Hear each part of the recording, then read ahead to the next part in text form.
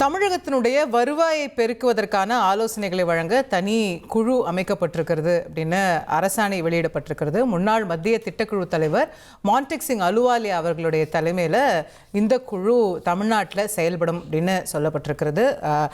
மிகப்பெரிய பொருளாதார மேதையாக நம்ம திட்டக்குழுவில் இருந்து நாட்டுக்கே பணியாற்றியவராக அறியப்பட்டவர் திரு மான்டெக் சிங் அலுவாலியா அவர்கள்.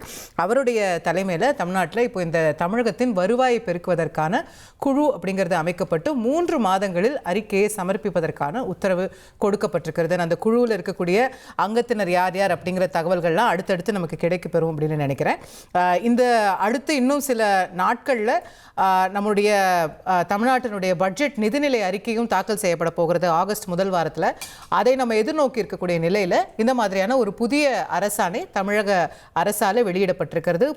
புதிய வருவாய் ஆதாரங்களை கண்டறிவதற்கான ஆராய்வதற்கான குழுவை திரு மான்டெக் சிங் அலுவாலியா அவர்களுடைய தலைமையில் தமிழக அரசு அறிவித்திருக்கிறது.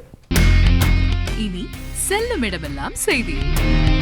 தந்தை டிவியின் வாட்ஸ்அப் சேனலை ஃபாலோ பண்ணினா செல்ல இருக்கும் இடமெல்லாம் செய்தி. இதோ QR கோட் இப்பவே ஸ்கேன் பண்ணுங்க, ஃபாலோ பண்ணுங்க.